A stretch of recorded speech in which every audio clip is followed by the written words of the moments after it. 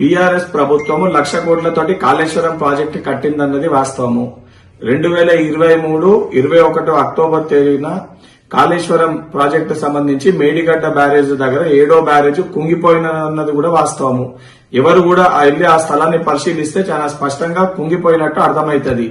దీనిపైన vigilance commission ఏర్పాటు చేసినప్పుడు విజిలెన్స్ కమిషన్ కూడా చాలా స్పష్టంగా ఏదైతే అవకతవకలు జరిగినాయి, ఏదైతే తప్పుడు ప్రదేశంలో నిర్మాణాలు జరిగినాయి, నిర్మాణ లోపాలు ఉన్నాయని చెప్పి నివేదిక ఇవ్వడం జరిగింది. దాని తర్వాత దీనిపైన డ్యామ్ సేఫ్టీ అథారిటీ కూడా సరైన స్థలంలో కట్టలేదు, దీంట్లో తప్పులు జరిగినాయని చెప్పి డ్యామ్ సేఫ్టీ అథారిటీ కూడా చాలా స్పష్టంగా రిపోర్ట్ ఇవ్వడం జరిగింది. దాని తర్వాత దీనిపైన జ్యుడిషియల్ పీసీ ఘోష్ కమిషన్ ఏర్పాటు చేసిన తర్వాత పీసీ ఘోష్ కమిషన్ కూడా పూర్తి స్థాయిలో నివేదికను కూడా సమర్పించడం జరిగింది.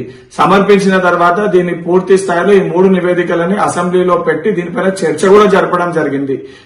చర్చ జరిపిన తర్వాత పదే దీన్ని సిబిఐకి అప్పచెప్పాలంటే పూర్తి స్థాయిలో ప్రభుత్వం ప్రొసీజర్ ప్రకారంగా జియో తీసి దీన్ని సిబిఐ కూడా విచారణకి అప్పచెప్పడం జరిగింది. ఈ రోజు హైకోర్టు ఇచ్చిన తీర్పు తాత్కాలికంగా ఓన్లీ టెక్నికల్ గ్రౌండ్స్ ఏదైతే జ్యుడిషియల్ కమిషన్ సంబంధించిన టెక్నికల్ గ్రౌండ్స్ ని పరిశీలన గురించి మటుకి హైకోర్టు మాట్లాడింది తప్ప ఎక్కడ కూడా ఎవరికి కూడా దీంట్లో క్లీన్ చిట్ ఇవ్వలేదు. క్లీన్ చిట్ రాకముందే నిన్న భయానికి ఢిల్లీకి వెళ్లి ఢిల్లీ పెద్దలు కొంతమంది బీజేపీ నాయకులతో లోపాయిక ఒప్పందాలు చేసుకుని ఏది కాకముందే జరిగిపోయినాము బయటపడ్డామని చెప్పి హైకోర్టు తీర్పు కూడా సిబిఐ యొక్క విచారణకి ఎటువంటి అడ్డంకి కూడా లేదు.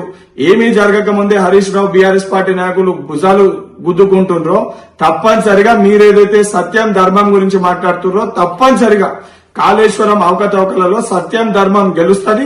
తప్పు చేసిన మీకు తప్పనిసరిగా శిక్ష పడుతుంది.